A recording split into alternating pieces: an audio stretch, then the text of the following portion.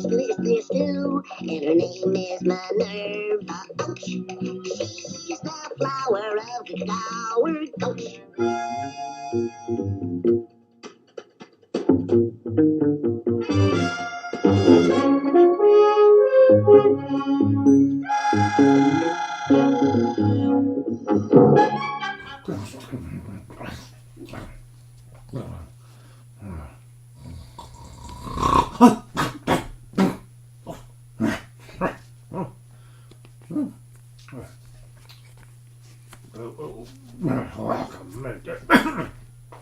Welcome to the show.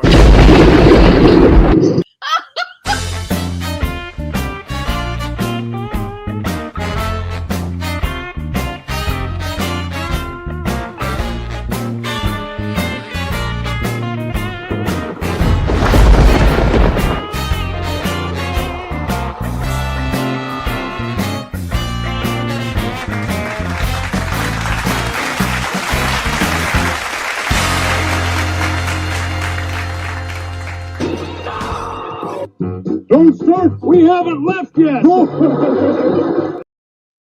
I'm here. Yeah, so I was taking my daughter to the airport, and I thought I'll be back by 4:30, 4:37 Pacific time. But I am here, and my lateness has nothing to do with my advancing age. All right, just walked in the door. I literally walked in the door. What a massive show do we have for you today? And when I say we, I mean me. Okay. How you doing? It's time for comics, cryptids, and cannonballs. I'm your host, Aaron Lopresti. I've been doing comics for 30 plus years. And I just got a box full of, where are they? They're not really digest size. I'm not really sure what you would call these. I guess maybe they are digest size. I don't know. But look at this. I got a box full of these. Planet Hulk. There's Greg Pak, who wrote it. Carlo Paglian, or I guess how you pronounce it. And Aaron Lopresti. There's my name right there. So 3 people on the cover of this comic got credit in the Thor movie that featured Planet Hulk. Only one person on the cover of this book did not get credit. Anyway, these are kind of cool. So I'm hoping that these, ooh, it's a nice breeze, that these lead to, some royalties or something. Anyway, I didn't mean to open the show by complaining, but my gosh, if I didn't complain, I wouldn't have any personality trait at all. So here we are. Today, actually tomorrow, it was brought to my attention that this is a yellow pencil, by the way, brought to my attention that tomorrow is the 46th anniversary, 46 years ago tomorrow, that Mount St. Helens erupted. I was there, not on Mount St. Helens, but in the general area. And so people were saying, you should recount your experiences. They weren't that fantastic, but I will recount my experiences in honor of the explosion, the incredible explosion that took place 100 miles or so from my home. Maybe a little more than 100 miles. I don't know. But we can, when you're driving into Portland now, and you get up over this bridge, the interstate bridge, and you get up, pretty high above the river, you can clearly see Mount St. Helens. And it's this mountain with a big old cavern in the middle of it. And that baby is what, when it erupted, blew out the top and the whole side of the mountain. So we'll revisit that a little bit. we've got, all sorts of features today, Oscars, comic book covers, Bigfoot. I got a ton of Bigfoot cryptid videos. I probably should split them up, but no, we're going to do them all today. Coming in late, going to stay late. That's just the way it goes. Some of you may or may not know, of course, that Barbaric Adventures closed about 2 weeks ago, and it has recently reopened because it took me that freaking long to figure out the shipping, but I finally did. And so the campaign is back alive in what they call, what do they call it? They call it Pledge Manager. And it used to be called In Demand, which basically means you can still order from the campaign page if you missed out on your on the first time around. So, but anywho, we'll talk about it, Barbaric Adventures, in a little bit. Right now, let's see who's here. Creative Faye is joining us. She says, Aaron, remember to wish happy birthday to Dave Sim, of course, the creator of Cerebus the Aardvark. It's his 70th birthday today. Wow, 70. I'm not there yet, but that's a couple people now I know that are 70. Gary Martin being the other. Wow. Way to go, Dave. Darren Wagner's here. Can't wait to get my grubby little mitts on my Barbaric Adventures comic. Woohoo! Let me dispel rumors right away. Thank you, Darren. Of course, you might want to check out Darren Wagner's Demifoot campaign over on Fund My Comic. People got excited because when they closed the campaign down and then they send out the emails for you guys to pay for your shipping, right? Everybody thinks, oh, the book's going to ship. No. We're still working on it. It's going to be a couple months before the book goes to the printer. So yeah, it's just one of the false hopes that happen with this new way that Indiegogo does stuff. So they charge you and then they send out a thing to confirm your shipping address and collect shipping, but we're still a little ways off before the book is completed. So, those of you who got super excited going, oh, it's going to be here any day. No. I mean, it will be here pretty soon, but we're not there yet. We're still working on it. So Repairman Jack is here. Pitty Moss says, notifications are on for time changes. Best show ever in competition with Graybeards. Thank you, Pitty Ma. And I'd like to point out that I am the host of both of those shows. So thank you very much. Thank you. Thank you very much. Marcus Killigrew is here, purveyor of all things pop culture knowledge that he is. Randy Howell, all the way from Canada. And he is correct here as he says, Dan is getting paid. David's getting paid. Now, can Aaron get paid? Back Barbaric Adventures, because we are not at the Aaron gets paid stage yet. So I am working on another page over there that I would love to show you, but I can't. I mean, I could, but I'm not going to. You're just going to have to wait. Bill Maxwell is here. Leg Kick is here because Leg Kick is always here. Corum says he can't wait to see the covers today of Mark Schultz. And it's, every once in a while you or me, I show covers of somebody I actually know. And I know Mark Schultz. I haven't talked to him in several years, but it's funny. It's weird how you had relationships, pretty regular relationships with people before COVID. And then after COVID, it's like, I mean, that's everything now is like BC before COVID or AC after COVID. So yeah, it's like, I always say, I haven't done this since COVID, or I haven't talked to this person since before COVID. Yeah, it kind of upended everybody's life, and it's kind of unfortunate, but there you are. One of the great mistakes in the history of mankind. I've said it before, and I'll probably end up saying it again. So I told my son, there's no way they're shutting down the economy. There's no way. They can't do it. And sure enough.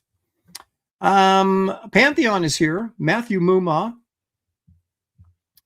Brobarian 69. He says, oh, Lord, already late. Well, you guys, I know I should have posted something on Twitter, but you must have assumed that if I was starting an hour and a half later than I normally would, that something was going on, and there was something going on, a trip to the airport and things like that you just can't control. Corey Landis says, late and gay, but I'm here anyway. That rhymes. Could be a song lyric. Let's see who else we got here. Stealth X5 is joining us late. You guys, you just wait for like 1 second late and you're all over me. It's unbelievable. JP Roke is here.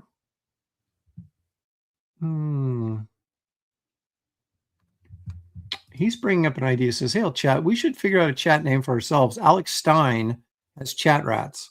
What should Lopresti's chat club name be? The On Timers. Spaceman is here. Jay Dredd. Did I always mention Jay Dredd? I don't know. But there he is. Paul Taylor, our resident biologist, has joined in. He's also stuck up in Canada. I'm about to sneeze. Excuse me. You know, Oregon is the worst place to live for hay fever. And it grows more grass here, more different kinds of grass than any place in the country. At least that used to be true. So yeah, not a great place if you got hay fever. Just saying.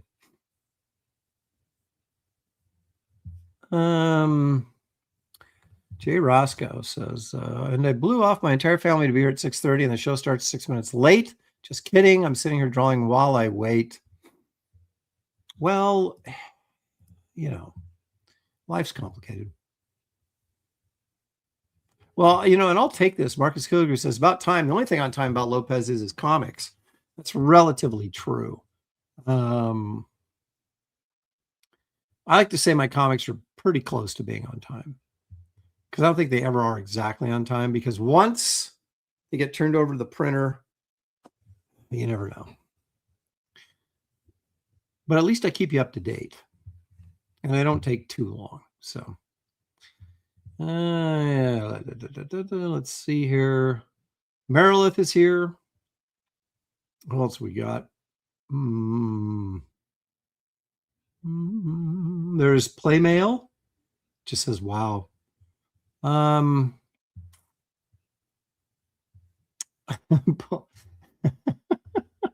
Paul Taylor, was it you, Aaron, that got left off the Hulk movie? Yes, it was me. Of course, it was me. There's Michelle Bowers, lady with a sword. Be careful around her. Hermetic Signal. Planet Hulk was fantastic. Reminded me of Edgar Rice Burroughs. It was the best Hulk story of all time, and I was very fortunate to get to work on it.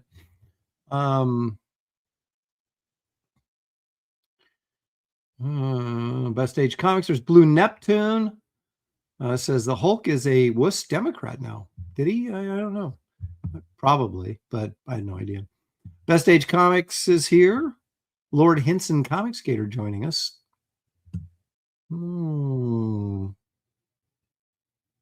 There's Sequential Treasures. He says, James says, tomorrow is also the dropping of the newest artistry appreciation video with Andy Smith and I. Don't miss it. There you go. Sequential's Treasures show on the YouTubes. Mikey's Madness is joining us. XJP 1998. Reminiscing about Mount St. Helens.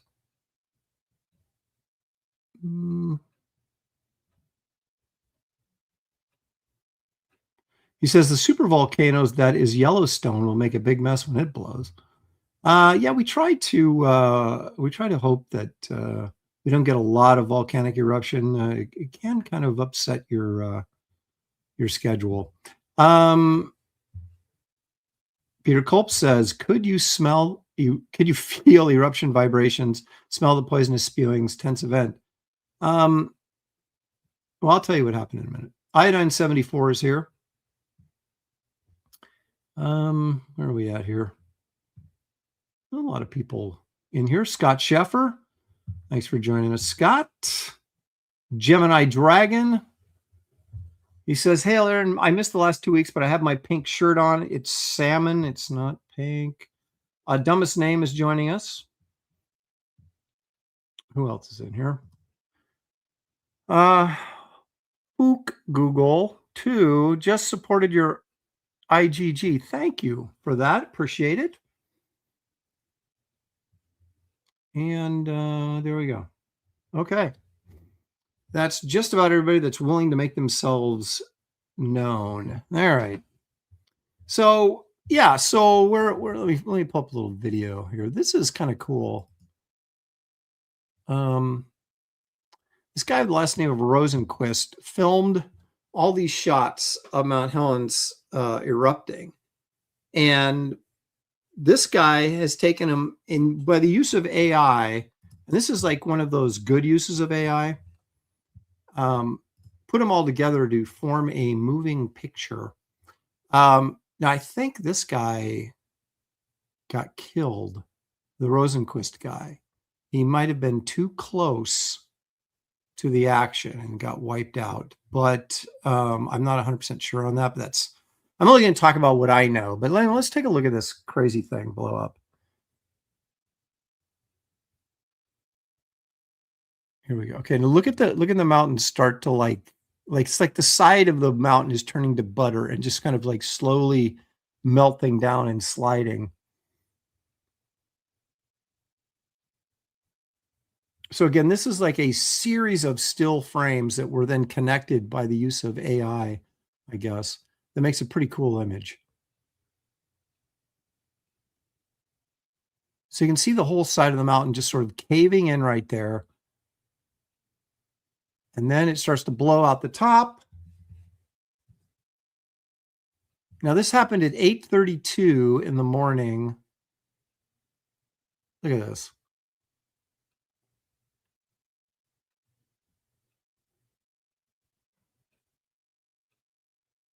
Now right below the mountain here was Spirit Lake.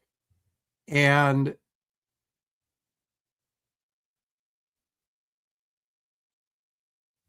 essentially what happened was, now, okay, here's the guy that took the photographs. See this car here? There's an El Camino right over here and that camper.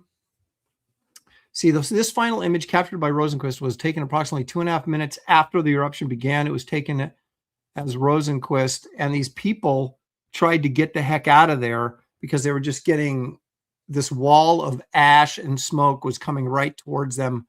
And like there was this recording, and I think he said something like, it's going to get me or something like that. And so there you go.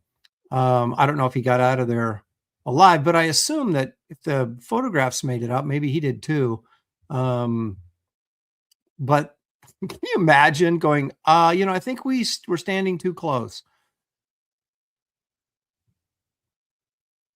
So what happened was we knew it was going to erupt, and they had like the, I live in the Portland area, which is, I don't know, probably 100 miles from Mount St. Helens. So as I said in the opening, you can see Mount St. Helens as you're driving into Portland, pretty clear. If you look to the northeast. Now we have Mount Hood, which is about 70 miles from us. That's directly east of us. And when this thing blew, okay, first of all, you had like this feeling like there was an earthquake or something. Now, I'm trying to remember, since we didn't have direct access view unless you're sitting on a bridge, which would not be my first choice during something like this. This actual eruption part, we probably were watching on TV at school or something. But the amazing thing that happened was this whole pillar of smoke, the sky just turned freaking gray. And it started snowing ash. Okay. So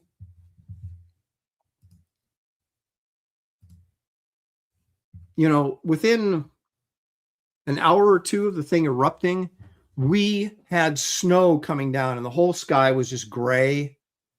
And, they're telling us don't go outside and breathe the air, because it's not just you know, it was volcanic ash, right, which has glass particles in it. Shelley's dad owned a car dealership, and the cars just were all covered with ash. And they said, whatever you do, don't wipe the ash off your car, because the glass in the ash will scratch it. And so you had to hose everything off. But and we were told not to drive your car in this. And of course, I was 16. And I was like, I've got to go out and drive in this just so I can experience. So I did take my car out and drove around for about 20 minutes, which was probably the dumbest thing you could do, right? Because all that stuff gets sucked into your engine. But it was literally, it was like it was snowing, but it was, you know, it was like 60, 70 degrees out, and it's snowing ash. And the ash piled up, the whole roads, everything was covered with this ash dust. And I can't remember how long it took before we were able to clear. I mean, it was weeks. But it was an amazing thing to experience, to be, you know, that close to an event like that. And no one was really sure how it would affect, you know, people. And I guess some people were saying in the chat, they got it down in Sacramento. They got ash from this. So it just filled up the entire atmosphere, and, you know, it was crazy. Now, I don't remember going outside with a mask on or anything like that. I don't think anybody really thought of stuff like that. I mean, some people probably were smart and did that. A lot of people would put handkerchiefs over their face and things like that, although I don't know if that does any good or not. Of course, the interesting thing that happened to Spirit Lake was the whole side of the mountain caved in and blew out and just completely filled the lake up, right? And it uprooted pine trees, right? This force, this avalanche, and it sat pine trees on top of other pine trees. So when you'd go back and you looked at, when geologists went in and looked at the aftermath, you had like trees completely buried, you know, that would be fossilized, you know, they would be, maybe they are by now, I don't know. Because they just got this rapid recovery, you know, and oxygen gone. But then they planted another layer of trees over the top of them. And if you were a geologist, say, and didn't know the volcano erupted, and you're, you know, 100,000 years in the future, and you see this, you're going to think that you had these different layers of soil that happened over millions of years, right, or whatever, when it actually had happened in just seconds. So that was pretty amazing. And then there's a guy who had a cabin on Spirit Lake, old dude named Harry Truman, not the president, but that was his name. And he lived in this cabin, and he wouldn't leave. They kept telling him, look at dude, this is going to explode. You need to get out of here. You're going to be killed. And he said, I've lived in this lake my entire life. I ain't going anywhere. So he stayed, and the thing blew, and goodbye, Harry. Harry is now a fossil buried somewhere in there. So I think like 90 some people died from this. And I don't know exactly. There wasn't, only really stupid people were within, what was it? I think they said it had to be like a 20-mile radius or something of the mountain, or farther. They wanted people away because they didn't really know how far all this debris and stuff was going to shoot out. So I don't know if there was deaths caused by like flooding or landslides, or whether it related to the volcano blowing, or how many people actually died as a result of the blast itself. But I think we'd assume that most of the deaths were cause and effect. But it was crazy. And I remember the local newspaper called the Oregonian, which doesn't exist. I don't think it exists anymore. They had this huge, and I think we've got a newspaper. I know my dad kept one someplace. I don't know if I still have it or not. That had on the front page, it had a shot of Mount St. Helens erupting. And then, you know, that was like the headline. It's a big photo. So yeah, that was 1980. I was 16 years old when that happened. Pretty crazy.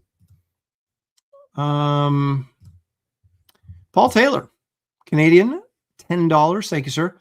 He says it will be a big mess when the supervolcano that is Yellowstone erupts. I hope we've got space travel perfected by then. Well, maybe that might be the final thing that, well, let's see, where's Yellowstone? Is Yellowstone in, I was thinking of Yosemite. Yellowstone's in Wyoming, right? So you're saying I shouldn't move to Wyoming as I was planning to do? They track this stuff all the time. I haven't heard any sort of concerns about an imminent eruption, but if it was Yosemite, maybe it would wipe out California and then it'd solve that problem. Except for all my friends that are in California, of course, I want them to get out.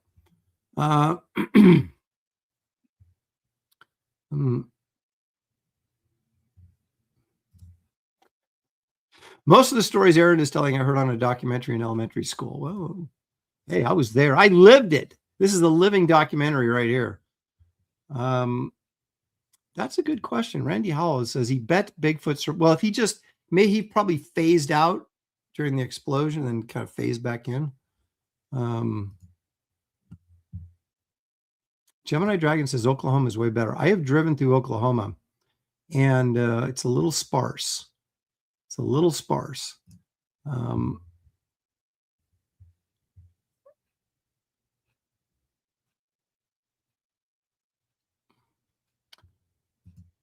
Paul is giving us the biological input. I won't give my my Christian point of view on evolution, but this is Paul is a biologist.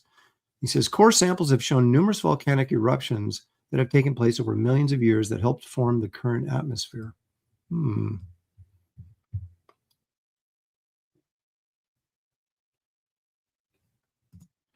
Darren says there's lots of stories out there of the government secretly hauling dead Sasquatch remains out of the St. Helens site. Why would you? They would be covered. They'd be buried, wouldn't they? I mean, I don't know. Come on.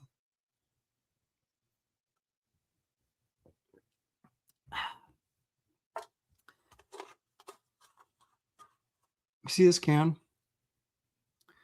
I was sitting here talking with my daughter and her friend, sitting right over there, and I pulled a quint. I finished this LaCroix, which is just water, and then crushed the can, right? And she goes, the machine's not going to take that back now because you crushed it. And I'm like, so I took a pencil and kind of tried to pop it back out so that I can take this back and get my 5 cents or 10 cents, whatever it is. Just a side note, has nothing to do with Mount St. Helens, but there it is. Barbaric says LaCroix is garbage. Wow. Wow.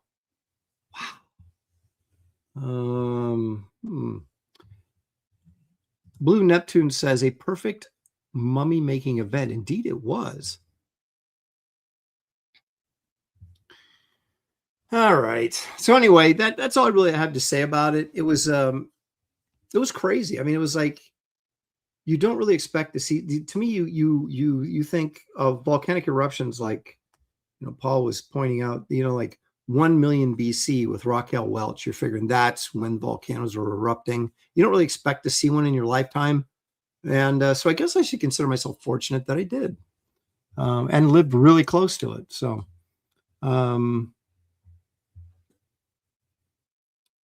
Jay Roscoe is saying, clearly Canadian is a much better carbonated water compared to LaCroix. Okay. Is it LaCroix? Is it LaCroix?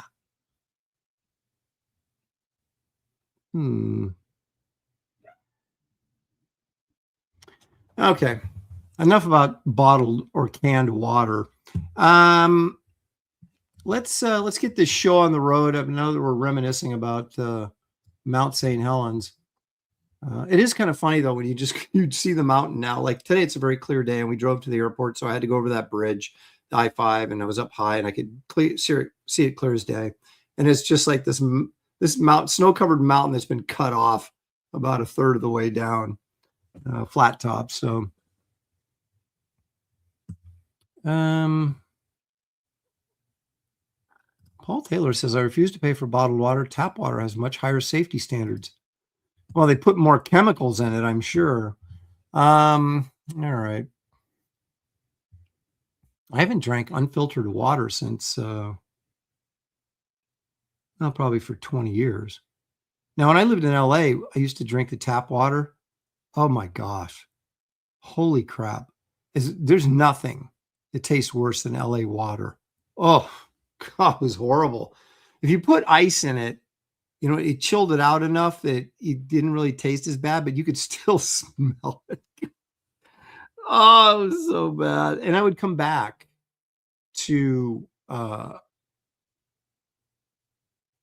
from school and visit, on the holidays or whatever up here and just drink water out of the tap. And it was just like, it's like heaven. The best water though is if, like, speaking of Yellowstone, like if you get some of that water that comes down off the cliff, off the mountains and stuff, and so clean, so clear. It's wonderful. Unless there's cows upstream, you want to make sure that's not a thing. Comic Books in Kahoot says LA urine is better than LA water. It's probably very true.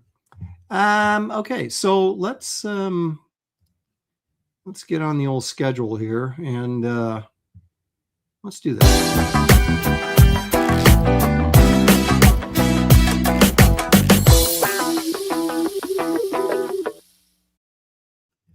Let's take a look at the expensive comic of the week, and we're going to go with.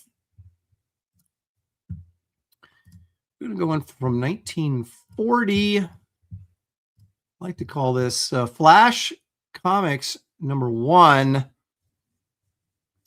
Kind of an important book. Of course, it is the first appearance of the Flash, origin and first appearance of the Flash, but also origin and first appearance of Hawkman. Hello.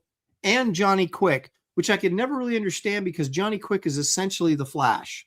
So why do you have two speedster characters in the same book even? Never really got that. But anyway, here's a nice 6.5 copy.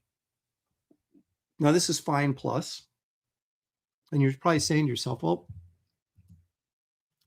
that's nice, Aaron, but what's it going for right now? What would I have to pay to get a copy of Flash Comics #1? Well, let's take a look. Our good friends over at Go Collect. Now, again, look at this. You have the origin of the Flash, first appearance of the Flash, origin of Hawkman and first appearance of Hawkman, origin of the Whip and Johnny Thunder. Oh, I'm sorry. It wasn't Johnny Quick. It was Johnny Thunder. But Johnny Quick was another DC character. First appearance of all these characters and their origins. That's a jam-packed book, I must say. Now, the 6.5 we were looking at right now, $185,000 for a 6.5. That's a little bit of money. Let's take a look at the last sales here. Come on, dummy. You're supposed to go to the 6.5s. There it is. Well, okay, so we haven't had a sale of a 6.5 since 2016. That was 107,000, but I guess judging by the sales curve, they're projecting its value at 185 grand. My question though is, do we have a recent sale?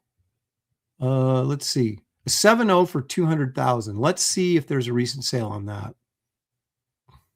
No, not since 2012. How are they getting these? That's some pretty good guesstimating if they don't have a sale on these things. Let's see. How about this 5.0? There you go. So in 2024, a 5.0 sold for $174,000. So I guess it's safe to assume that a 6.5 would be at least 185. But even the golden age got hit a little bit with the COVID boom, right? So in 2023, you have one sold for 192. And then a year later, well, almost 2 years later, it sold for almost $20,000 less. But anyway, if you wanted to get into this book,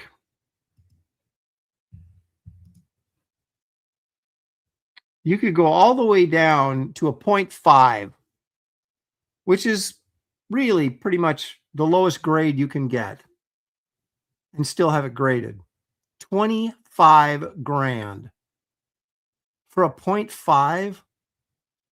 That's like falling apart. That's like dust in your hands for paying 25 grand. Wow. Let's look at the data here. There's 99 copies of this is all that are graded. 99. There's 196. I would assume that's the Mile High copy. Can you imagine that book in a 9.6? No 9.4s, 192, 190, 385 is pretty plentiful there in 8.5. 2 7.0s, 6 6.5s, 9 5.0s. So those are the two big grades, 6.5 and 5.0s. There's 15 copies of those. That's your most likely to see that grade, I suppose. Even in the lower grades, I guess there's 7.5s, but still there just is not a lot of these available. But there's not a lot of people that can afford them either. So I guess it kind of goes hand in hand. But there you go. How about that? Good old Flash Comics, #1. This one has creamed off-white pages, which, you know. It also features, I can't really read, does that say Sierra Sanders? Don't know who that is, but apparently significant enough to put on the old CGC label. All right, so there you go. If you want to get into Flash Comics #1, get the first appearance of the Golden Age Flash, first appearance of Golden Age Hawkman, first appearance of Johnny Thunder, and of course, The Whip. Also, it has a story of Cliff Cornwall by Sheldon Moldoff. Now, I knew Sheldon Moldoff. Of course, he has passed away, but I didn't know him. How would you like to get this book? And it's like, there's Hawkman in there, there's The Flash, there's Johnny Thunder, who I don't really know who that is, but at least he sounds exciting. Or they go, we want you to draw the Cliff Cornwall story. You're like, oh. But I guess probably back then there wasn't that many superheroes, so people were like, I don't care, it's a job, I'll draw whatever. But there you go. Of course, Sheldon Moldoff became pretty well known as the regular Hawkman artist for many, many, many years. All right, how about that? Ooh, there's The Flash #1 by Mike Barron and Butch Geiss. I remember that. That was a pretty good read. I remember Barron like made The Flash, like he would go out and do his flashing stuff, and his flashing stuff. He would go out and do his speedster stuff, and then come back and eat like 100 pizzas because he had to get his calorie back up. So I thought it was kind of a clever idea. All right, so there you go. That is, of course, your expensive comic of the week. I want to give you guys a little update, if I may, on a little something I like to call Barbaric Adventures. So we have 532 backers at this point, and we're encouraging everyone who has not backed this campaign to please consider doing so. In fact, I would encourage you not to consider doing it, but I'm going to insist that you do it.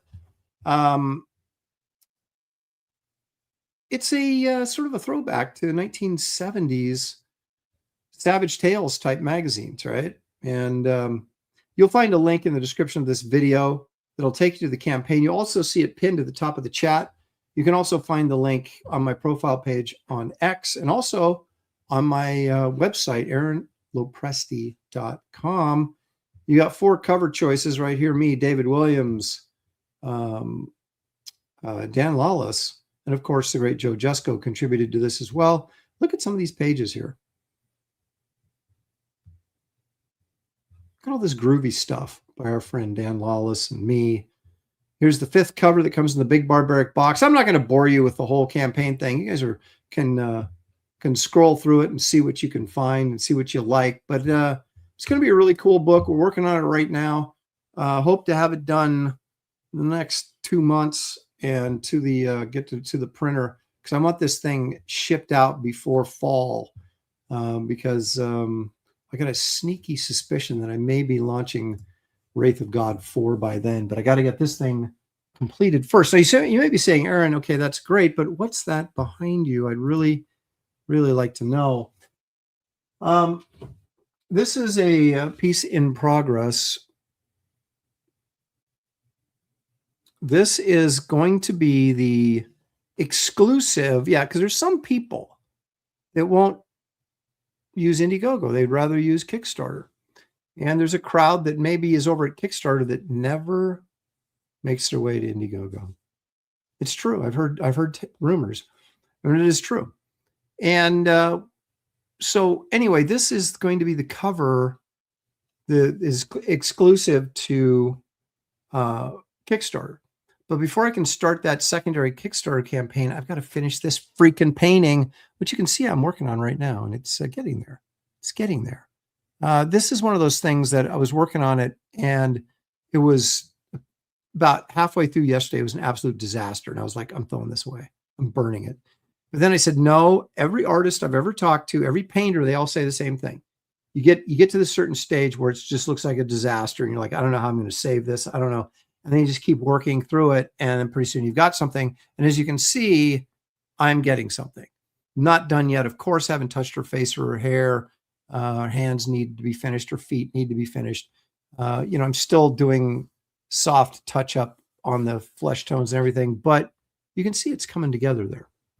So that's what that is. And my goal is to have this baby done by Graybeards on Wednesday, so we can see it completed, and then get that campaign up in about a week on Kickstarter, and see if we can get a few more people in the door on this, which is going to be a lot of disappointed people that didn't back this campaign when it comes out, because it's going to be very, very cool.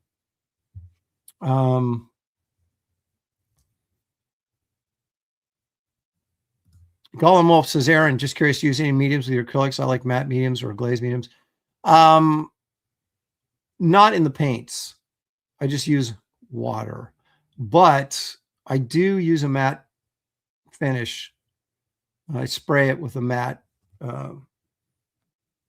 finish when I'm done with the painting. And I use a spray can. I don't brush it on because I'm kind of like, I don't want it to get streaks on there. It just seems like if I spray can it on, it's gonna lay even and flatter. So Pantheon says your paintings are getting better and better. Thank you. I was just complaining to my dear old 94-year-old mother, almost 95. First of all, I was warning her that in about 2 months, she's going to have a lot of work to do, so she better get rested up. And then secondly, I was talking about the challenge of painting when you don't do it a lot, and how nice it would be to have a system, an approach that I could do every single time, and make it more efficient and easier, because I just feel like I'm all over the place every time I start, and then eventually work my way into it. But it's like anything else. The more you do it, the more competent you are at doing it. And I really want to I don't want to spend a great deal of my life messing around with acrylics. I'm kind of using acrylics to kind of get me warmed up back into painting. And then I want to jump into, I've only done a few oil paintings in my life, but I want to get into that. I used to oil paint, when I say quite a bit, not really, but for a guy who's drawing comics 24/7, painting on the side, most of my paintings, or all my paintings, were either watercolors or oil paints. And this is the first time I've used acrylics, with the Kit Carter campaign, that movie poster, and then the couple of, acrylic paintings I've done since then. And of course, the original cover to Barbaric Adventures is in acrylics. So it's kind of, oils are not conducive to quick turnaround time because they take forever to dry. So acrylics are much better for what I'm doing, which is comic book work that, I literally could finish painting this tonight, and I could, in an hour, I could take it to a photographer and have them shoot it or I could scan it or whatever and it'd be dry. So that's the advantage to that.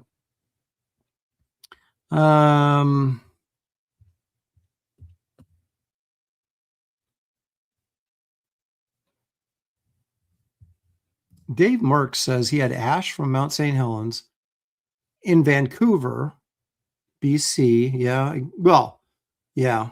And my parents were in Saskatchewan and they also had ash. Yeah, there was ash. It was amazing how far that reached. Blue Neptune says you can see Frazetta in that painting. Well, thank you. Of course, I'm not necessarily looking at Frazetta paintings while I'm doing this stuff, but he's such a huge influence on me. I would think that, you know, you get some of that in there for sure. Paul Taylor says, good job with pronouncing Saskatchewan properly. I pride myself in correct pronunciation. So pat myself on the back for that. Okay, so anyway, that's kind of where we're at right now with the campaign. I'll get updates out to everybody because I know that a lot of people were assuming that they got we got the email for, you know, postage and confirm my address. That means it's shipping out right now. No, that's not what it means. It just means that they're collecting postage, but we're not done. Dan's almost done with his story. Now, he has a shorter story. David is working on his at the moment. I don't know how far he is. I am, I think I'm at page 6 right now. So we're getting there. And again, the idea was to get a faster turnaround time on this product because we were all doing part of it and it wasn't just 64 pages by me. So that is the idea. The problem with me right now is I've also got this oft delayed Zorro mini series that I'm committed to. It's now running in interference for Barbaric Adventures. So I'm trying to schedule everything so I can get everything done when it needs to get done. But getting this painting out of the way first. And then of course I still have another painted cover that goes in the exclusively in the big Barbaric box that'll have to be done as well. But I can paint that because I can do it in about a week or less. And if I'm working on it full time, and then so when the book is getting lettered and being put together by the designer, I can do the last painted cover and then get that shot and put together and off to the printer. So that's kind of the plan on that. Although I will, as soon as I finish this, I will start to work on the other one because whenever I step away from painting for even a couple weeks, I forget everything. And then it's like, so I need to just like keep one on the canvas constantly so I can keep up to speed. All righty. So where are we at here? Oh, let's do a little Oscar history, shall we?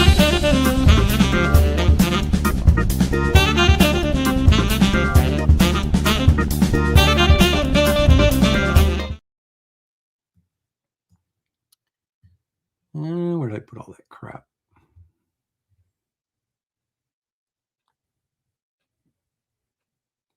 You know, you think, where in the world? Now, granted, I was doing this really late at night last night, so. Okay, so we're 1937. And again, just for reference for you people out there, I am using the Academy Awards, The Complete Unofficial History by Gail Kinn and Jim Piazza. It's a really good book. And that'll be providing us with the bulk, dare I say all, of the information, at least on these older years. Now when we get into the 70s, when I started watching the Academy Awards, I'll be able to relay my own personal experiences. But at this point in 1937, contrary to popular belief, I was not alive, nor did I witness any of this. So anyway, so in 1937, this is interesting. The winner of Best Picture that year was the film The Life of Emile Zola, starring Paul Muni. Now, again, Paul Muni was quite an accomplished actor, and his fame was mostly from Scarface, Al Capone type gangster movie from 1931, 32. Yet he was quite a versatile actor, as he did the last time. What was it? He won the year before for The Story of Louis Pasteur, a very different type of performance than you might get from Al Capone gangster movie. And then now here as Emile Zola. Now this the Oscar ceremony took place March 10th, 1938, at the Biltmore Hotel, Los Angeles, and the host was Bob Bazooka Burns. No idea who that was, but we got to assume he, knew what he was doing. This is interesting because they had a record deluge of rain, which gave way to flooding. Academy President Frank Capra was stranded in Malibu because of the flooding. So the whole ceremony was canceled, and the $750 worth of floral arrangements wilted on banquet tables. $750.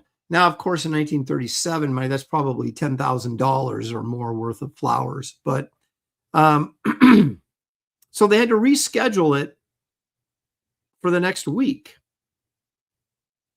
and nobody came.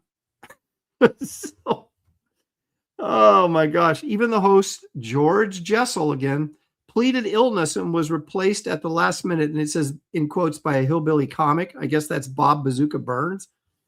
Now, the undisputed frontrunner for Best Actress that year was Greta Garbo for her performance in Camille.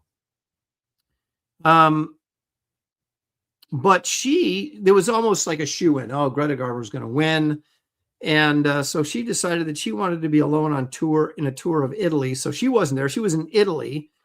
Spencer Tracy was nominated, of course, for Best Actor for Captain's Courageous. He didn't show up because he was getting his appendix taken out. I guess that's, that seems reasonable.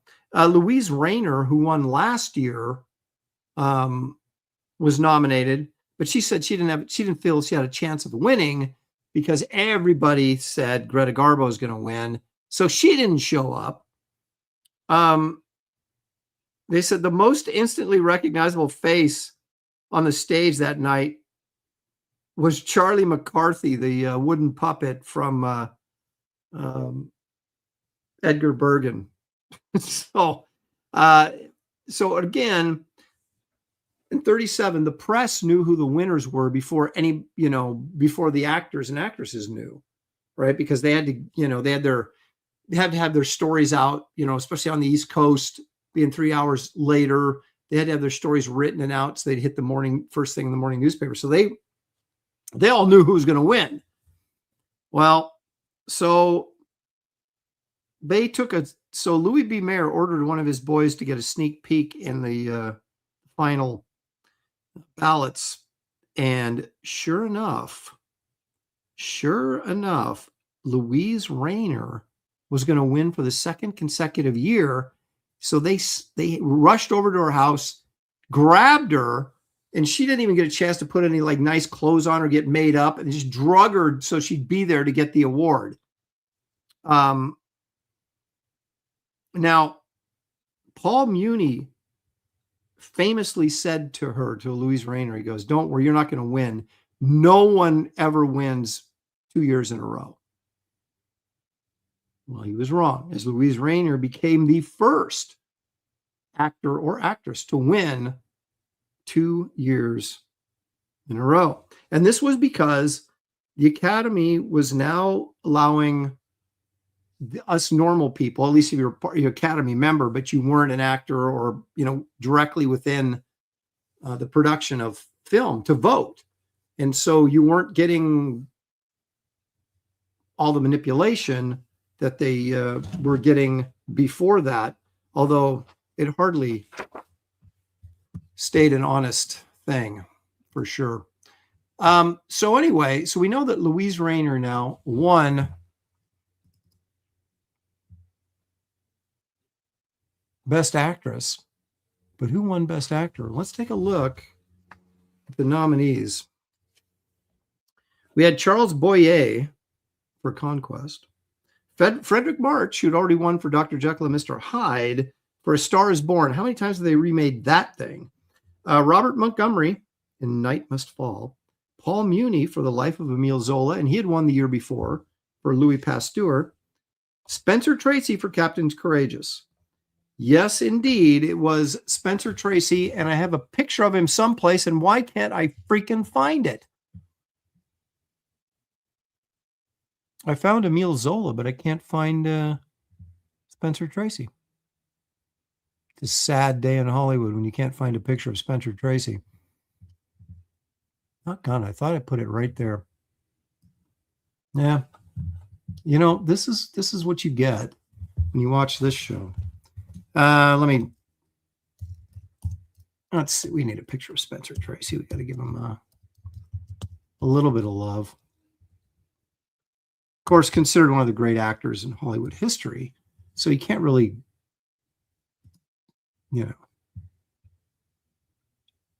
argue with Spence winning. All right, here we go. Here's Spencer Tracy for those Philistines in the audience who have no idea who Spencer Tracy is. Handsome young man. There he is, Spencer Tracy. So he won Best Actor. Louise Rayner, of course, won Best Actress for The Good Earth, upsetting Greta Garbo, who was expected to win in Camille. Janet Gaynor was also nominated for A Star is Born. Irene Dunne for The Awful Truth. And Barbara Stanwyck, a young, really young Barbara Stanwyck, and Stella Dallas. So there you go. Now, so again, real quickly here, the Best Picture was Life of Emile Zola. Best Director, Leo McCarey for The Awful Truth, which was a romantic comedy starring who was it? Cary Grant. That's who I was trying to remember. I couldn't think of his name. And who was the actress in there? Irene Dunne, of course. So Irene Dunne and Cary Grant in 1937. I have not seen The Awful Truth, but it must have been pretty good. So he wins Best Director, which I just find very strange. But Emile Zola wins Best Picture. Whatever. Best Supporting Actor was Joseph Schildkraut for The Life of Emile Zola, and the Best Supporting Actress, Alice Brady in Old Chicago. Now, both Schildkraut and Alice Brady were silent film stars and didn't really make the transition very well as leading actors and actresses into sound, but became pretty successful as character actors. So they had to transition from being a star to a character actor, but hey, they kept working. Now, Louise Rayner, as I said, was the first to win consecutive Oscars.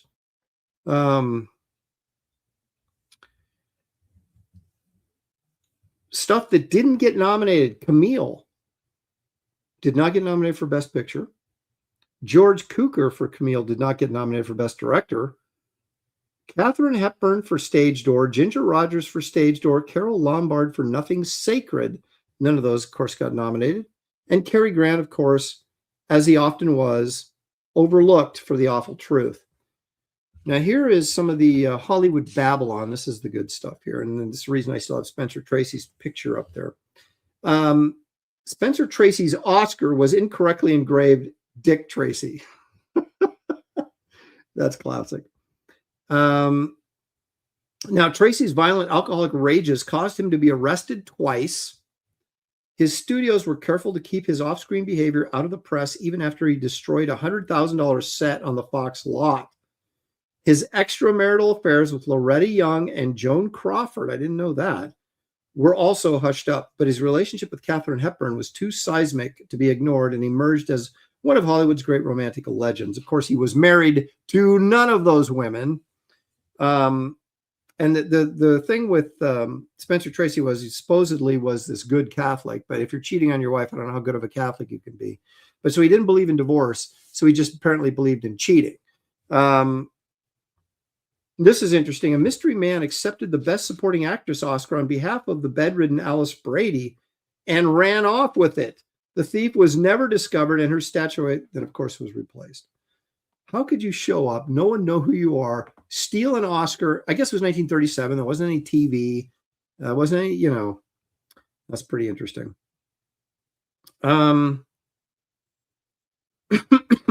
When Greta Garbo first arrived in Hollywood, Louis B. Mayer informed her director, mentor, and lover, Maritz Stiller, American men don't like fat women, he said. So she lost the weight. I don't know how fat she was, but she lost the weight as well as Stiller, whose career dried up as hers soared. She refused to return to Sweden with him. So, well, there you go. Garbo was Adolf Hitler's favorite actress. How about that? Garbo's first talkie, Anna Christie, was highly publicized by MGM with the promo of the line, Garbo Talks. When Camille opened, a Hollywood wit suggested the ad should read, Garbo Coughs. Now, I don't know. I haven't seen Camille, but apparently she was sick in the movie. Garbo and Marlene Dietrich, how about that, shared a lesbian lover, the socialite Mercedes de Acosta. How about that? At Mayer's insistence, Garbo reluctantly agreed to attend the Hollywood premiere of Camille. She wore pajamas beneath a fur coat. She waved to her fans, walked through the front door and out the back without bothering to watch the film. And then Louise Rayner's marriage to playwright Clifford Odets. We talked about this, I think, last week, that she thought her husband was gay. So Louise Rayner's marriage to playwright Clifford Odets ended after a shady therapist convinced Odets that sex would drain him of his creativity. No wonder she left.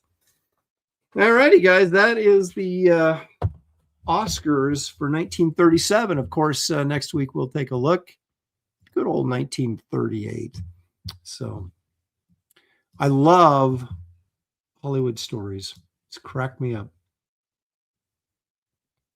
Oh, that's right. There was a movie called Garbo Talks with Anne Bancroft. That's right. And actually, Nonenshka. Dang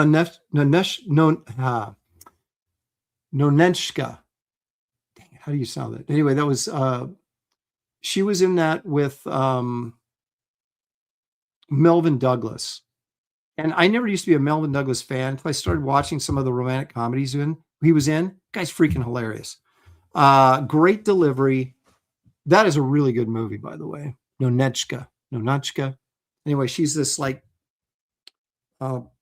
communist Russian visiting Paris and gets turned over to the love of capitalism. It's quite good. I recommend it.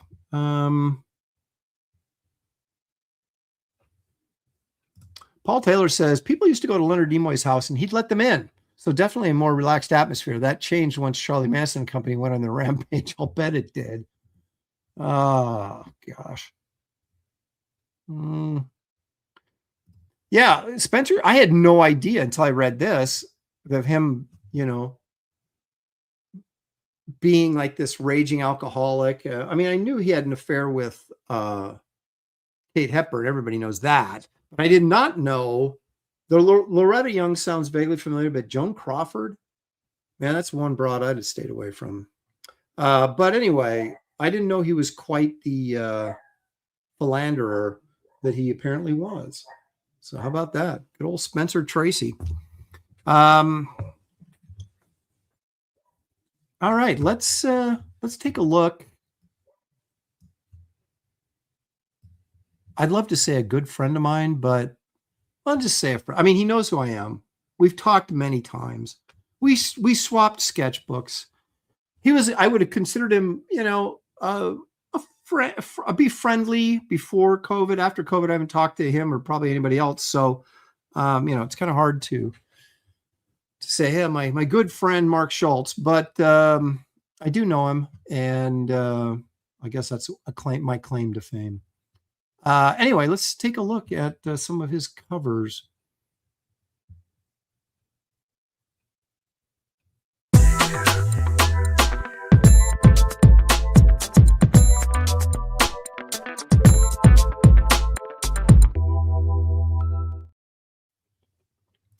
And just to kind of rub it in your face, as I've shown this before, but let's show it again. I'm sure there's some people that haven't seen it. I have this sketchbook here full of artwork by famous people. Just to give you an idea, look at this. That, of course, is by me. But I do have a Mark Schultz in here, which a lot of people can't say they have. And there it is right there. Look at that. And we're such good friends, he didn't even charge me. We traded sketches. Boy, did I get the good side of that deal. Anyway, there you go. Deja Thoris. And I asked him for a Conan, and he said, well, okay. And he said, can you do a Deja Thoris for me? So I did Deja Thoris and Taurus Tarkus. And it's actually a pretty nice piece, I have to admit. Sent it to him, and then I get this back. And I'm like, well, that ain't Conan, but I don't care. That looks pretty darn good to me. So anyway, that's proof that I know Mark Schultz. Now let's take a look at it. These are some of his covers that are my favorites. Now, you may have other covers that are favorites. Of course, your mileage may vary. The difficult thing about Mark is a lot of his stuff is illustration, and you can find tons of great illustrations he's done, or cover images that are for books, but not for comics. And I wanted to try and keep this to comics. I've got one in there. I kind of cheated on one, but so these are comic book covers, not just like his book covers or things like that. So anyway, I didn't know he did this. When I found this, I thought this was really cool.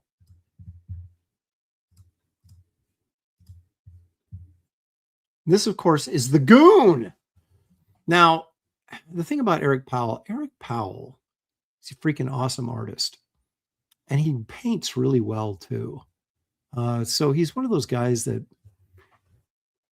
I think there's, guys like Frank Cho and Eric Powell and some others have always kind of done, they've done Marvel work and stuff, but not like I did. They weren't like in the grind.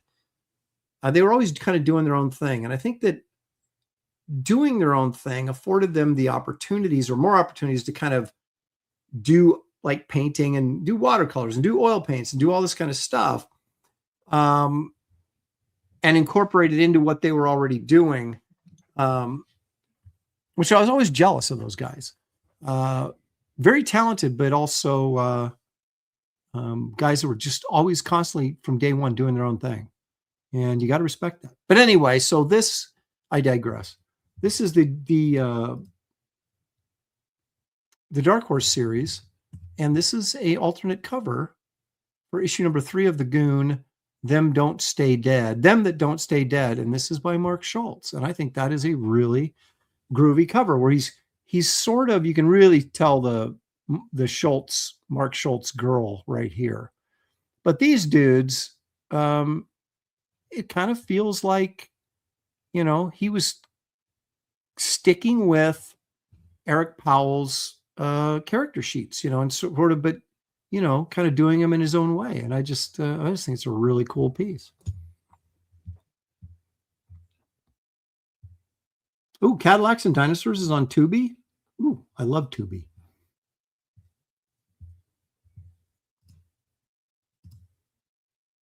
Okay. Now here's my cheat cover, but I just love this cover, so that's why it's on here. It is a cover, but not a comic book cover. This is a cover to Illustrators Magazine, number 48. Mark is one of those guys that he probably wishes he'd been, born 20 years earlier so that he was working in the 50s with Frazetta and Wally Wood and all those guys, because, that's his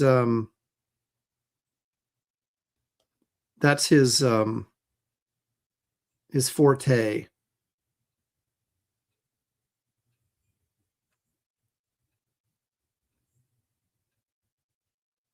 Okay.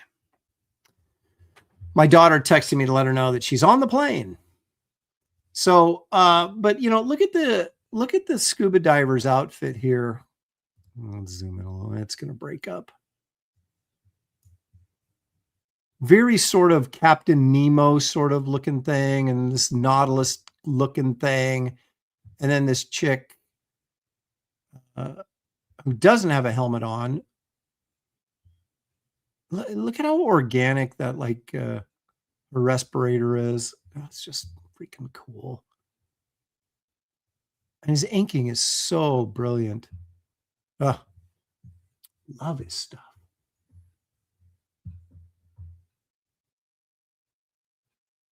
Apex wants to know if Illustrators is still in circulation. I don't know. I have several copies. I used to get them at Bud Plant all the time. It might be, because I think I've seen fairly recent copies of it coming out. It's just very, I'm not sure who publishes it, but it's a very small print run. It's got to be. But I still think they make them, or they did until very recently. Okay. Now, he also did some Predator covers for Dark Horse. This one's pretty cool. I love this creepy bug thing back here. This is a really tough angle right here to draw this girl. Just nailed it. His figure work is really, really good too.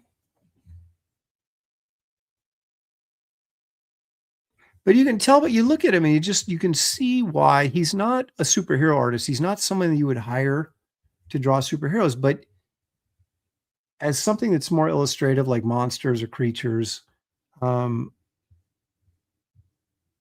he's just really, really good at that.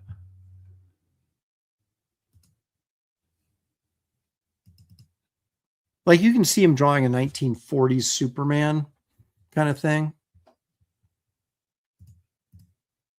But I've always looked at him more as an illustrator doing comics as opposed to a comic book artist. Look at this.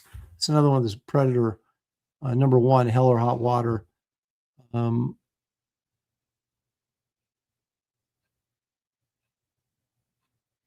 just think the figure work is so good. And he has those soft kind of,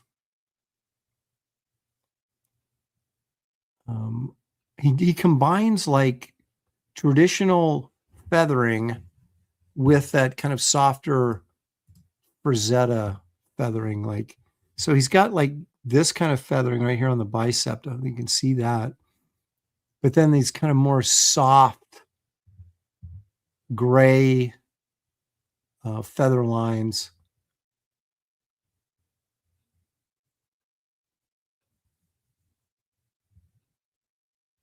It's just, again, it's just so well drawn. And the backgrounds and stuff with these underwater ones with the fish and everything, the coral. There's a dead hand right there. You know, this guy's dead. Look at the hand right there. Guy kind of clutching. This was what, 2010, I think it says. So a while ago, man. Was 2010 that long ago? I guess it was. Now this was, I want to say, a Dark Horse Conan cover. I got it without the trade dress. And this was an alternate cover. I've been actually watching Conan, the Arnold Schwarzenegger version. I haven't seen that thing in ages. It's not great. Sorry. I know it's a classic, a cult classic, but it's not great. But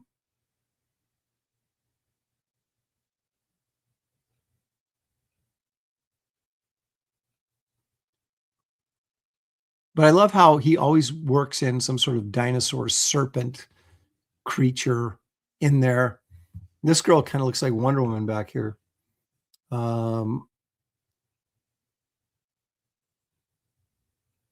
Look at the skulls and the remains of dead guys down here. Great composition. All of them have great design and great composition as well. Now, this is the cover to Conan #1. Conan the Slayer from Dark Horse again.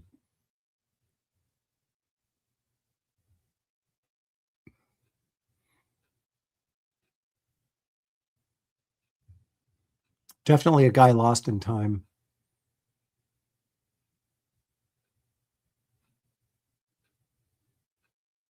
I probably would have fared better if I had been born, 10 years earlier. But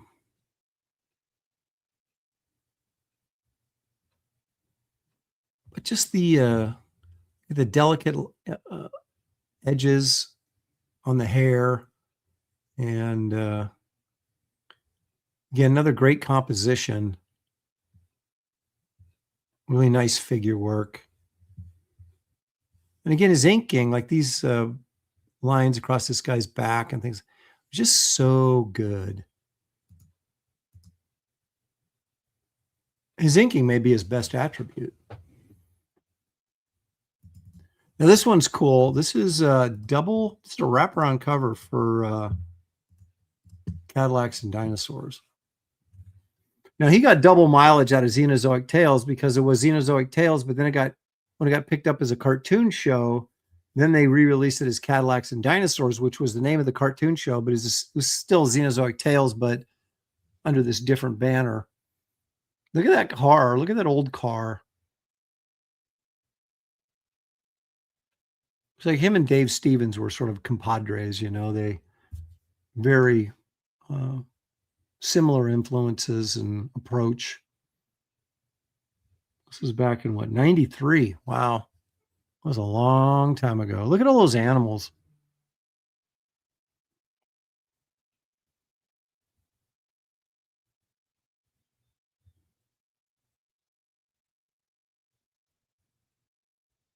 I mean, that's not only a really great, well-designed cover, it's freaking a great illustration. Speaking of volcanoes, huh?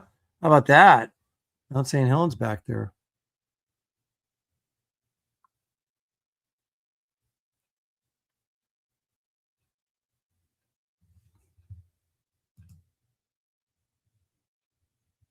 That's really nice. Stealth for $2 says, hello. Hello, Stealth. Thank you. Appreciate that very much.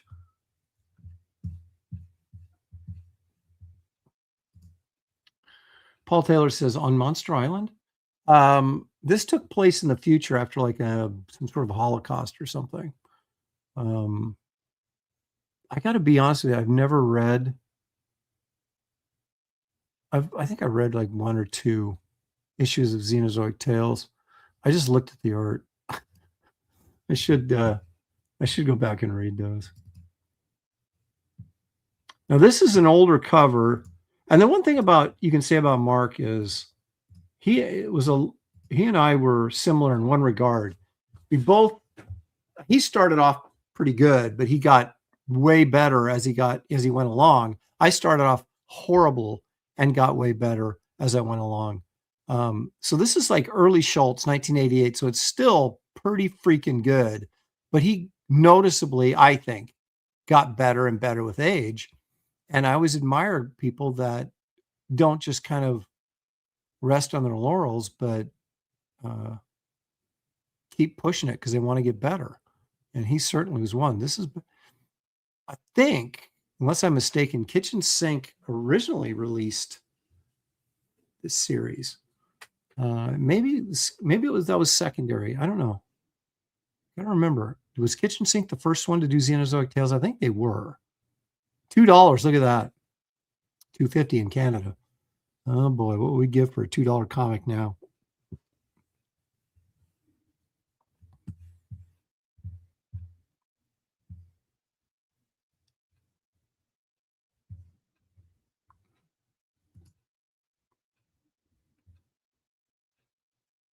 But I love this tree. I mean, the girl's great, but I love the tree and this lizard dinosaur thing. I mean, I guess it's kind of supposed to be a Dimetrodon.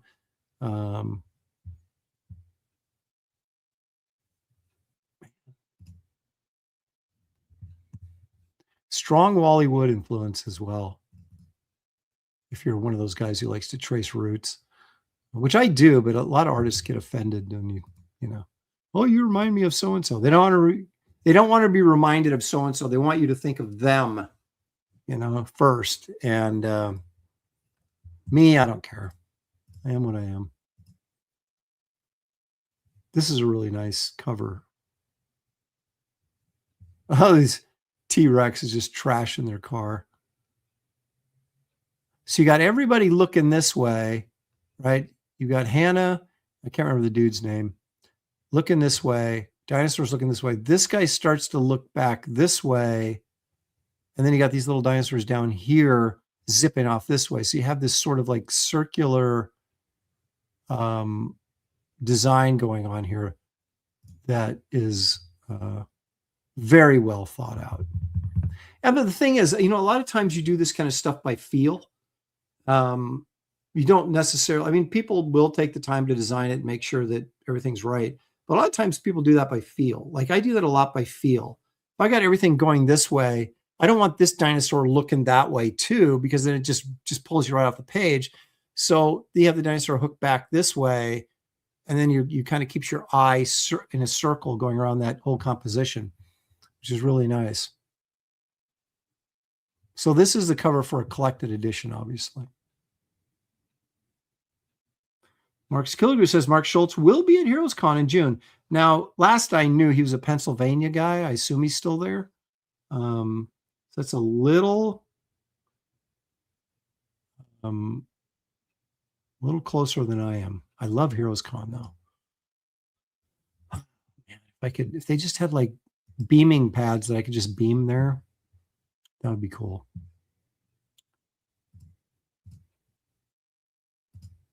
I'd never heard of this comic. This is a really good cover. Now, this is, for my money, this is an example of a really cool logo, but it's really bad at the same time as you can't read it.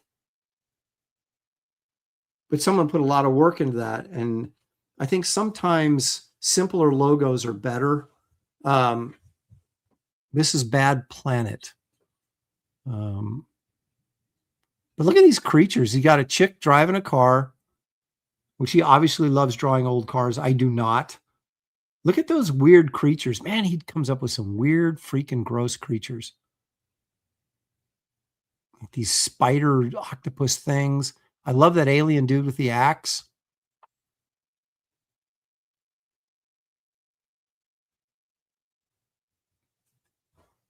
In this issue, Super Terror 3D.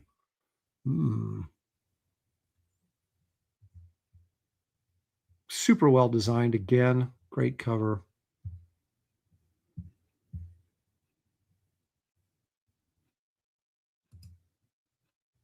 And finally, I really like this cover too. I don't really have a favorite. I bought all of his sketchbooks and stuff and his art books. But this is Subhuman again from Dark Horse. Look at this, so he gets to draw like a Creature from the Black Lagoon type thing. Look at these fish in the foreground and this sort of coral, these posts, whatever they are. And this girl, of course, fighting with a big old knife in her flowing hair, something I do a ton of, mainly because I see these guys do it. Of course, she's underwater, which would explain the flowing hair. Again, great figure work. I love the colors, the understated colors. I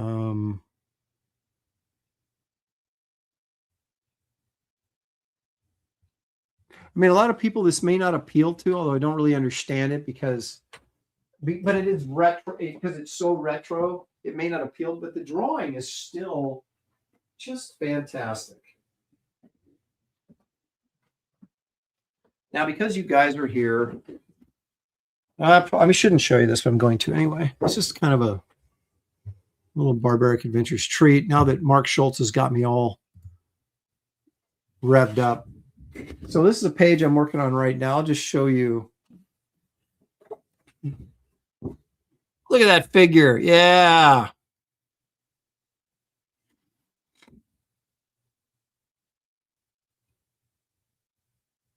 Yeah, there's another one right there. Yeah, baby.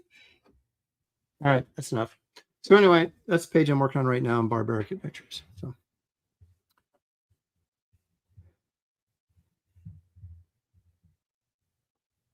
Art of Roy, always the critic. Stop saying, look at this. It's in front of us. I'll say whatever I want on my freaking show, Roy. So anyway, there's a little sneak peek for Barbaric Adventures on a page that I can't show you all this stuff because then what do you need to back the campaign for?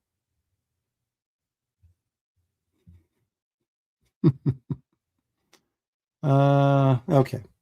All righty. So where are we at? We've done Mount St. Helens. We did our expensive comic of the week. Oh, I know what we've got.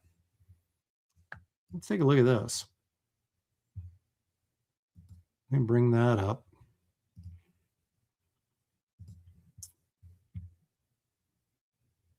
And where's my little cue?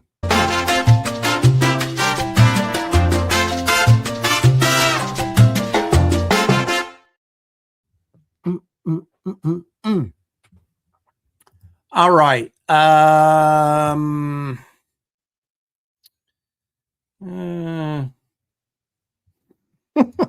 Art of Roy, man, I don't know what to even say to you. Look at that. Are you kidding me? Okay, so what's on sale this week? Well, I haven't been on eBay for a long time, mainly because I have no money. But I do get in there and look every once in a while. And I do have a copy of this book. I'm just watching it kind of curiously to see what it ends up as. You can see it ends in 1 hour and 6 minutes. It's 9.2 copy of Tales to Astonish number 92. Is it 92? 93. What is significant about this? Well, it's the first crossover of the Silver Surfer out of the Fantastic Four book. So he's never appeared outside of a Fantastic Four comic until this issue right here, where he fights the Hulk or grapples with the Hulk or saves the Hulk, whatever he's doing here.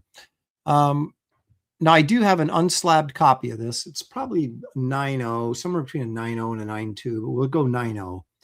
So it's in the ballpark with this. But I was just curious to see what it would sell for, because in the collecting market right now, it's really depressed, along with the economy, I would assume.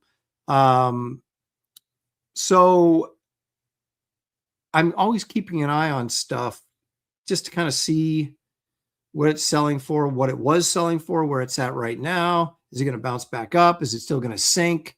Because there's some books I want to get, but I'm kind of afraid to buy them right now because everything continues to drop. Then every once in a while you have something bounce back up. And so you're playing a guessing game with the market right now. So anyway, I'm keeping an eye on this. Like I say, the first crossover of the Silver Surfer, nice Marie Severin cover there. I assume she probably drew the insides as well. Like I said, I've got the book. I'd have to go look. It's been a while since I cracked it open. But I'm curious to see what it ends up going for, and then I go on Go Collect, take a look and see what it previously was going for, what it's been selling for, and what direction it's heading. Is it still dropping? Is it bouncing back up? Whatever. Did it stay consistently good over the course of COVID and everything? So those are always, for me, interesting things to look at. So there you go. If you want to get in on this book, you have 1 hour and 4 minutes before this thing ends. And there you go. Paul Taylor says 9.0 is not worth slabbing. I agree. Unless it's a Golden Age book. I mean, there's some books, like if you had first appearance of Silver Surfer, if you had Fantasy 448 or something like that, I don't slab my books, very rarely. I buy slabbed books. I said, let someone else incur that expense and that hassle, and then I will buy it from them. But I usually don't send my books in because there's too great of a chance I'm going to be pissed off and disappointed with when it comes back. So if I buy a raw book, it stays raw. And of course, if I buy a slab book, it stays slabbed. So there you go. All right. So Tales to Astonish 93, first Silver Surfer crossover. You saw it right here. That is what is on sale this week. All right. We've got an interesting collection of videos this week for our next segment. And it's pretty much everybody's favorite segment. Well, let's admit it. That's what you're here for, is to see this.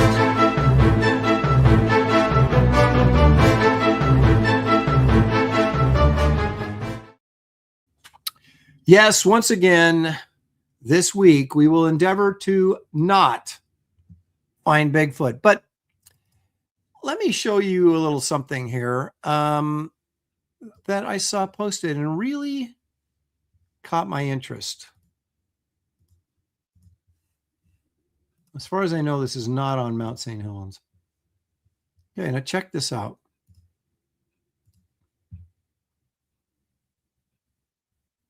So you have these guys on a helicopter, I presume, flying around. They zoom in, zoom in, zoom in. And what do we have there? We have a bear sitting up there on the top of this mountain. And that's freaking crazy, right? So why would I bring this up? We're looking for Bigfoot, not bears. Okay, here's the problem. Look how far away they are from this guy. I mean, he is literally a little black dot. And they zoom in on him, and they're in a helicopter. The camera's not bouncing. It's clear as day that it's a bear. Look how far away they are. Look how freaking far away they are. Now, compare this with any Bigfoot video that we've seen. They zoom in, it gets super blurry and incredibly bouncy, but not here. So what's the lesson to be learned? The lesson is that when it's real, your camera works just fine. When you're making stuff up, it doesn't work so well. And so that is a challenge I'm throwing out there to all you Bigfoot enthusiasts that just dying to prove me wrong. Give me a shot at Bigfoot like this. I'm waiting for it. That's pretty remarkable that that bear got all the way up the side of that mountain. And why did he go all the way up the side of that mountain? I don't know. Pretty cool. Anyway, okay. So now let's get into the more questionable portion of our show. Okay. Remember we talked about the melon heads of Connecticut and Pennsylvania, and apparently in Ohio too. Well, this is in the Appalachians, allegedly. So apparently those melon heads are all over the place. Look at this guy.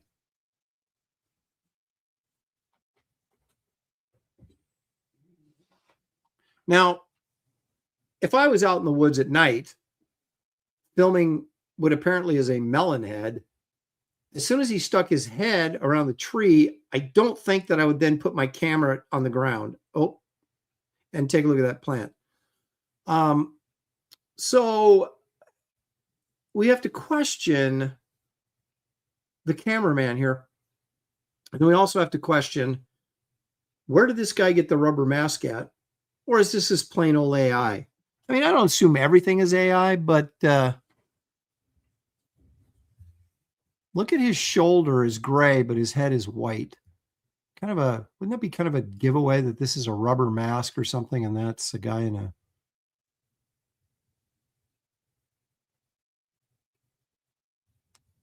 Jay Rasco says, Appalachian melon heads are just meth heads with close family relations.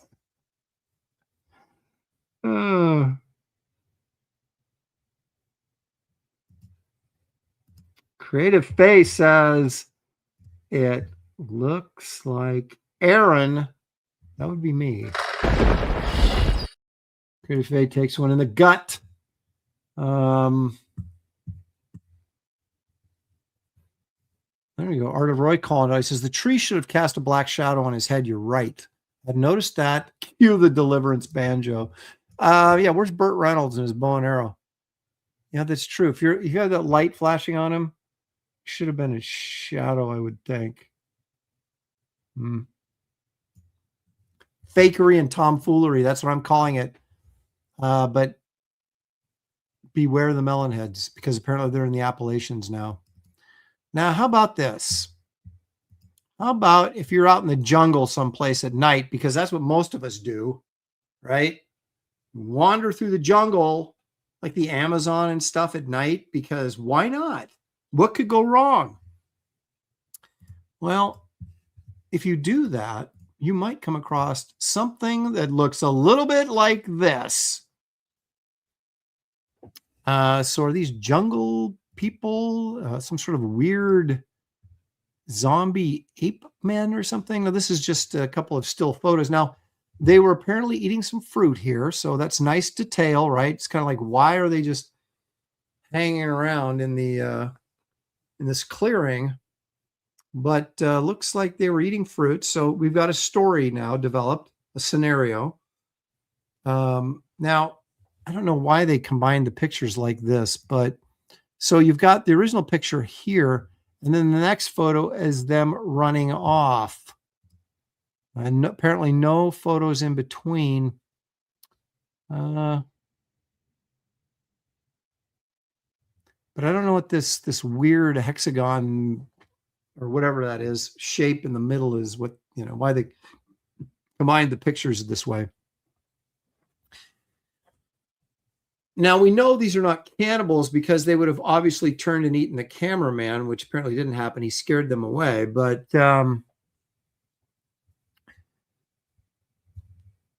not convincing evidence of anything, but I do kind of like the design. It's something I haven't seen before. These kind of like wild werewolf ape men or something eating a fruit here in the middle of the jungle in the middle of the night, where this guy just happened to be coming along with his flashlight and camera. And I assume this is in the Amazon someplace. I have no idea. Moromi says it is there's that dude that's channel I keep stealing from because, hey, let him do all the work so I don't have to. Wild Men of Borneo. Eric Boyd says maybe they're eating the melon heads. Paul Taylor says no, that's forest meth heads. Okay.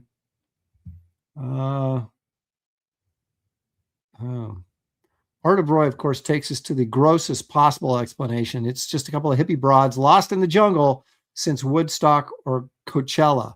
You can tell by the unshaved pits, legs, and arms. Ugh. Ugh. Matthew Muma says we may have savage experimental mutated monkeys. I like that. I think that's something. All right. How about something that I like to call mutant Bigfoot? So not only do we have to worry about Bigfoot if you're out camping in the woods, but now apparently there are mutant big feet. Big feet? How do you say big foots? Is that would be the plural? I don't know. Let's take a look at this guy.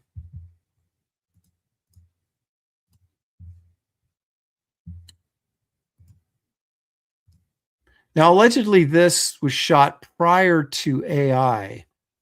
I don't even know what I'm looking at. Yeah, so these really super long forearms that aren't really moving and the hands aren't really moving. I guess a little bit there. What's going on in the shoulders here? Does he have like a couple of birds on his shoulder? What is going on there? Not sure where this was allegedly taken at.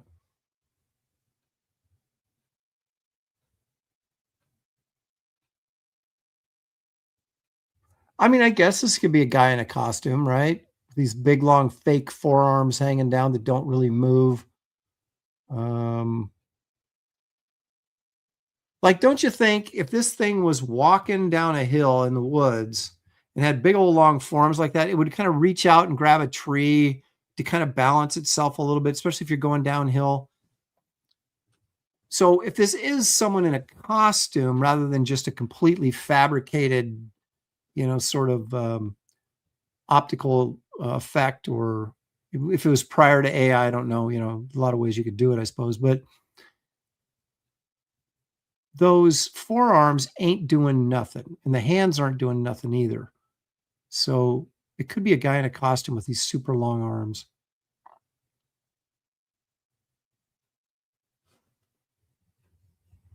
Eric Boyd says that is clearly a hybrid rake Bigfoot. So a Bigfoot mated with a rake, and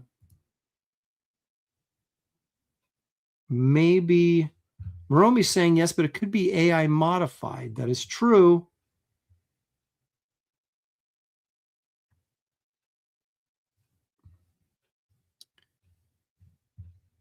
Guys are pointing out that he's gingerly walking. See, that's the thing, right? If these were like actual creatures that lived in this environment, they would be a little more sure-footed, don't you think, what they're doing?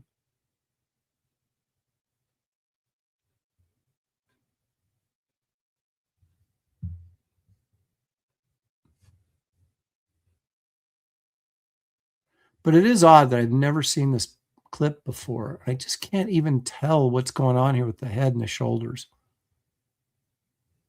It almost looks like that's a skiing mask, right? That pulls over his head and his face is sticking out there. I don't know what's going on there with that shoulder.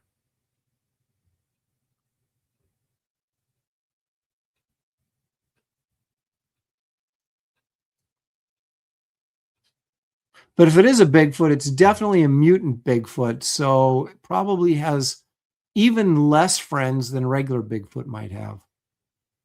All the other big feet are like, let's stay away from Jack. He's got issues, those forearms. Okay, so I know a lot of you probably asked yourself, what if I'm out late at night and Bigfoot tries to carjack my car? What would that be like? Let's see.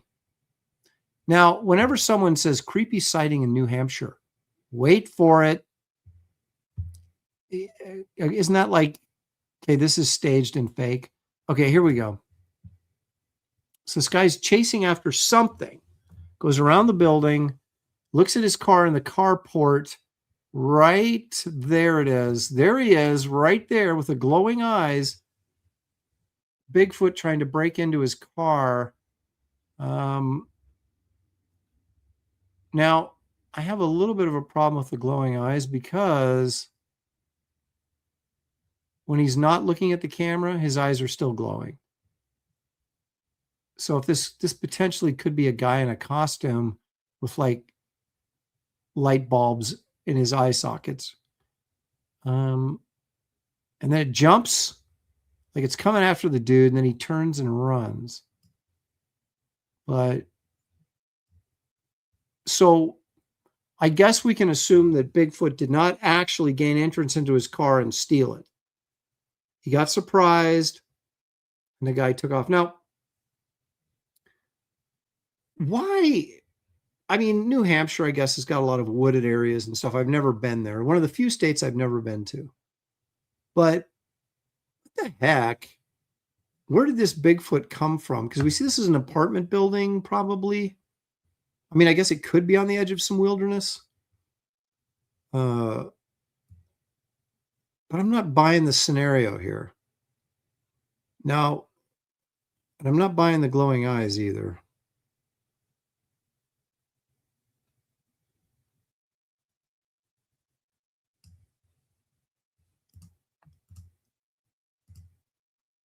Let's take another look here, just to be sure.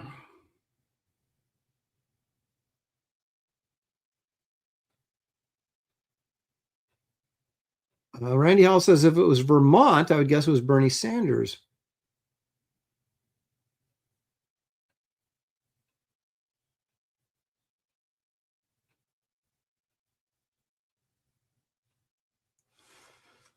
There you go. Jay Roscoe's got it pegged.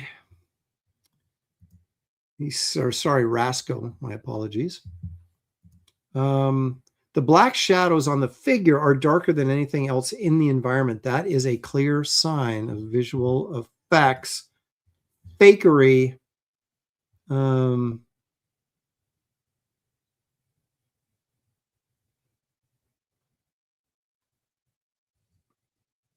John Platt says, my older brother's firstborn son, who is now in his 30s and married with kids of his own, has really big feet. I told him to throw away his shoes and just wear the shoe boxes instead. Art of Roy says that's just a peeping Tom, and you might be correct. That might be like night vision goggles, and he's, New Hampshire. Jerry says New Hampshire is very undeveloped with white mountains there as well. Very heavily forested area. Okay. So theoretically, a Bigfoot with glowing eyes and nighttime goggles could have come out and tried to hijack that guy's car. Okay, I call this one Wasted Hippie Bigfoot. You tell me if maybe I branded this correctly or not. Where was this at? I can't remember. Does it really matter? Because they're probably lying anyway.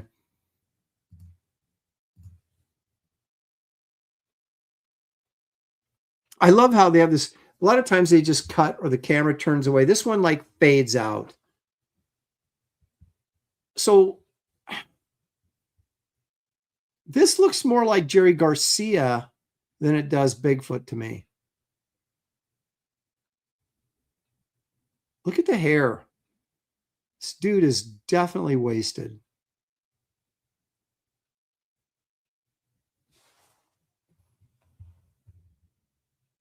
Okay.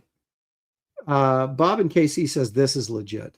Actually, I think this is more legit than the other ones because I think this might actually be just a dude in a costume. Look at how he turns his head. Like he's got some sort of like paper mache mask on. So he has to turn his whole body. He can't just turn his neck.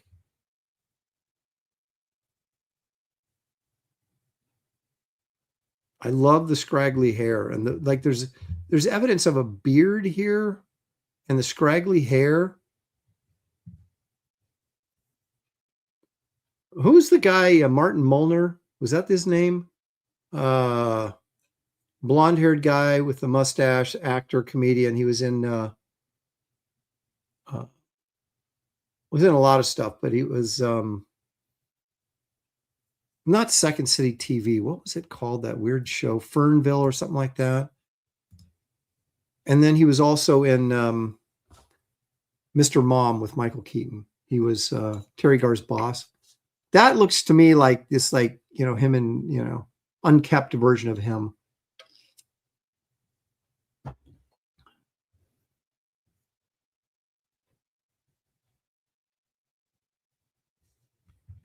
Bob and KC says, it's the best evidence I've seen, no joke. Well, on this show, it probably is. But it's that turn right there. His inability to move his neck. If you look right there, you can see that this is probably a mask. So look right here. You see the guy's neck right there? So the mask is sitting on this guy's head. And then he turns. And you can see that gap right underneath there where the mask, right there. See that? Right there. This is a mask that they made, more than likely out of paper mache, put some hair on it, and then has to turn his whole body.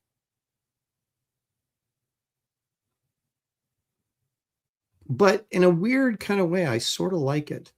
Now, if he had like a joint in his mouth, it really would have sold it for me. Or a bong or something, like he was taking a hit and surprised him.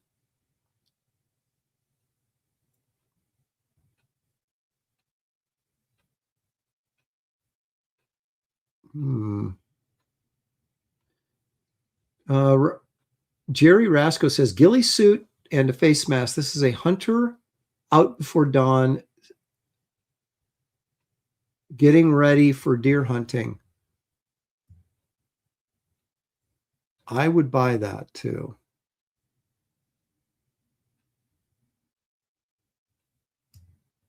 Again, the thing is like 3 seconds long. So it's like they never leave it long enough so you can really dissect it, even though I think we just did a pretty good job of dissecting that thing. All right, now this is the best video of the night, in my opinion. I assume it's got to be fake, but it looks pretty good. So you guys tell me what you think here. This isn't a Bigfoot. This is some sort of weird sewer creature. So this guy is feeding it. Now, why you would waste, which probably looks like a roast or something. Okay, so let's watch this.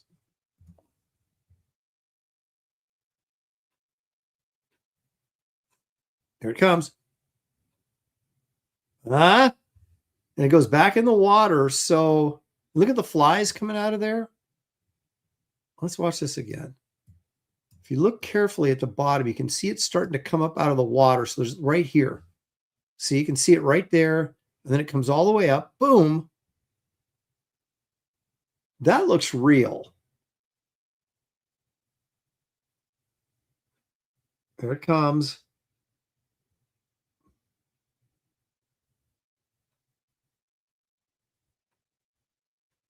Martin Mull, that's who it was. Thank you, 10-8 Comics. Art of Roy's saying AI for sure, but I don't know. I mean, I would assume so, but I thought it was pretty good. Because you got the water down here. You can see it coming. Look at that. That, I guess, maybe that blurriness against, no, it is moving against that meat. It seems like it. But I love the effect that, or the detail that we see it in the water. You see the movement in the water, right down here, and you see it coming up out of the water, then going back in. Like it doesn't just disappear. And you see the water moves when it goes back in.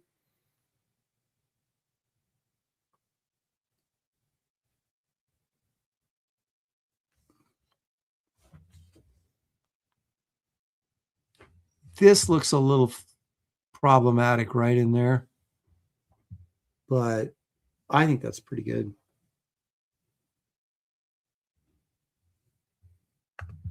Oh, that's a good question. Is AI blending the meat with his eye? Because he looks like he has right there. What is that? Ooh, that, yeah, look at that, guys. That's the meat on the stick coming through. So this is definitely AI. Art of Roy called it right there. So that right there is the meat, I think. Because it disappears. Look at it. Look how big it is when it shows up right there. And then see it, look at it. It's almost like it's flying in from over here. Boom. Weird.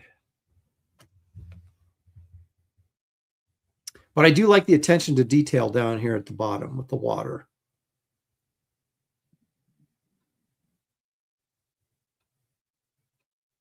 Here it comes in slow-mo. Boom.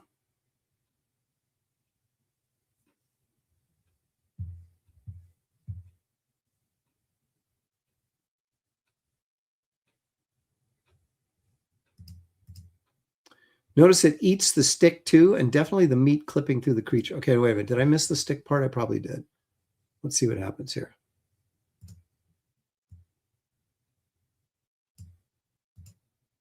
So it comes up. I love the bugs and the flies and stuff. Okay, so here he comes.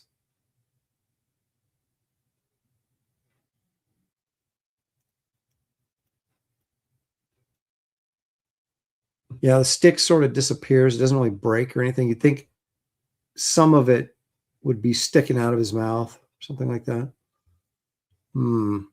That's not bad, though, really, if you think about it. Not bad. Art Roy says no shadow in the mouth. John Platt says, that looks like a monster moray eel. Reminds me of the two guys on the wooden pier using his wife's Sunday roast to try and catch the shark. In Jaws, of course, one of the many great scenes. It says the meat shadow. When have you ever heard that before? I'm going to use that meat shadow. Oh, yeah, you're right. Look at the shadow back there, the meat on the wall. Yeah, look at it. It moves. Yeah. It comes in exactly with the meat. It doesn't just kind of, the shadow doesn't like drag in. Again, it's just like appears exactly next, what I want to say, parallel with the meat. Yep. Good call. Good call. We've caught it. Some advanced fakery right there, but can you imagine? We're going to have to do this every time you see a clip. We already have to do it every time we see a clip on the news or something, or post it on Instagram or something, even an actual event. You got to look for all these clues to see where the AI screwed up. But I do like that. And that was pretty good.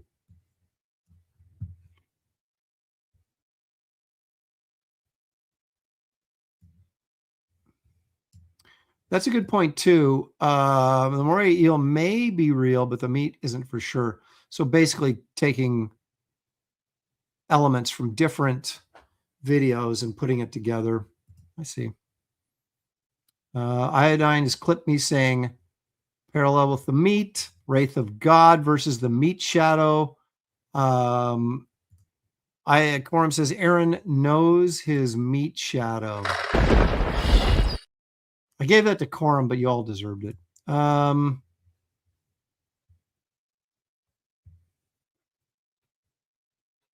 Randy Howell says, I hope there's a stick of dynamite in that meat.